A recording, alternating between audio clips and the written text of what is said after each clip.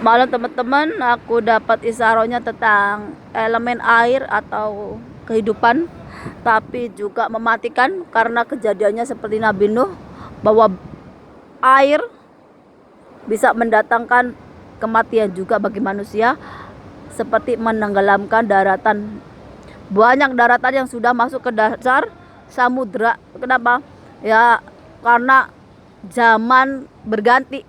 Ketika manusia itu sudah lupa sama Tuhan, sudah tidak bisa selaras dengan alam, maka yang terjadi adalah siklus pengakhiran, yang artinya sudah tidak layak untuk hidup lagi, maka dileburkan. Kalau di Hindu ya di kekuatannya Dewa Siwa. Kalau kita orang biasa ya bilangnya bahwa kita ini siklus kehidupannya berganti menjadi lebih baik lagi, yang lama dileburkan.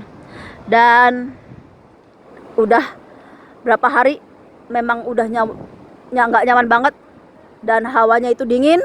Jadi aku itu kalau kena sedikit dingin itu udah meriang, dan ini aku udah flu juga. Di sini juga udah mulai T3, artinya mau ada topan lagi.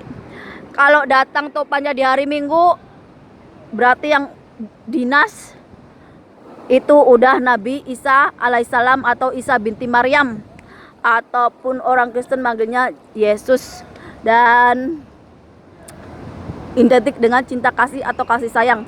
Dan cinta kasih sayang itu tanpa syarat mengalir, tapi itu yang lebih mematikan. Kenapa? Karena akan ada campur tangan dari Tuhan. Karena cinta kasih, ketulusan hati itu datangnya dari Tuhan, yang artinya kesucian itu datangnya dari Tuhan. Karena Nabi Isa yang sudah berdinas, makanya itu akan mematikan beneran, walaupun elemen air. Kisahnya bisa jadi Nabi Nuh jilid 2. Dan sebenarnya ini memang sudah takdir. Kalau ada yang nanya kapan kejadiannya, kapan ininya, saya bukan Tuhan. Saya cuma bisa baca petunjuk melalui alam ataupun yang datang ke diri saya. Dan ini juga sebenarnya nyerap energi banget. Jadi apa? Jadi sakit di badan itu nggak nyaman banget. Dan walaupun elemen air ini tenang kelihatannya, tapi mematikan. Jadi kalian itu harus waspada dengan apa? Memperbaiki diri. Karena kita nggak tahu kapan bencana itu datang atau apa. Apalagi yang kita nggak bisa jaga diri, yang kita ini selalu ingkar sama Tuhan, nggak percaya sama Tuhan. Itu yang perlu kita waspadai. Sebenarnya nggak cuman saya yang ngasih isyarat kayak gini, banyak. Cuman kebanyakannya kalian kalau udah terlena sama duniawi sudah lupa tuh. Jadi aku tuh mau ngingetinnya apa? Hati-hati dengan elemen air, walaupun tenang itu mematikan. Karena apa? Karena aku sendiri ini udah nggak baik-baik aja, udah ngedrop karena energiku terkuras. Karena aku juga butuh energi dari Tuhan sebagai penguat. Jadi aku itu ibaratnya kalau nggak pakai energi dari Tuhan juga, kalau jalan itu bawa tubuh diri sendiri aja itu nggak kuat, kayak manggul gunung segede itu. Tapi kalau aku pakai kekuatan Tuhan yang Tuhan kasih, itu rasanya aku badan lebih enteng. Cuman karena ini elemennya air, jadi mau gimana lagi, aku ya menyesuaikan. Dan aku rasa nggak cuman aku, mungkin ada berapa orang yang ngalamin seperti aku nih. Karena apa? Karena terpengaruh sama alam semesta ini, pengaruh dengan cuaca, berpengaruh dengan apa yang terjadi di jagat, di alam ini.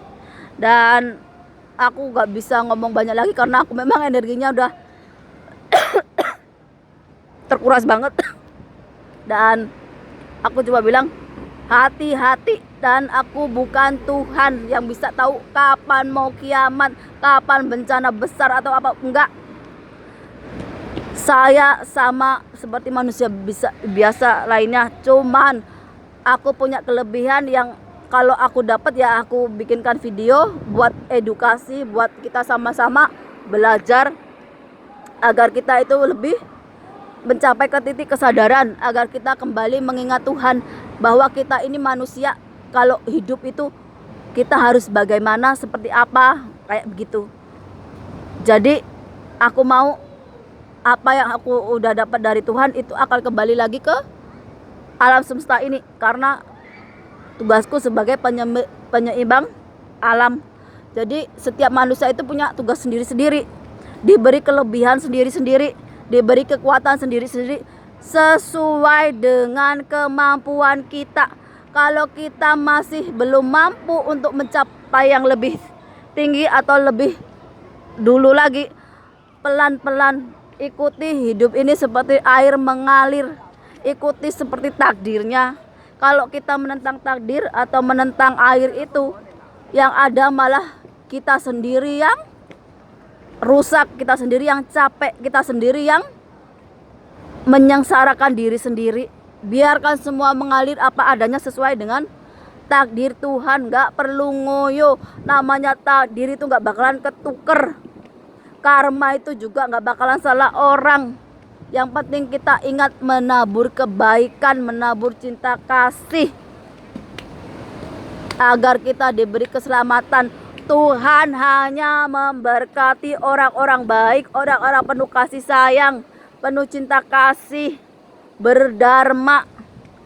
Kalau ada orang berbuat jahat, jangan ikut-ikutan jadi jahat.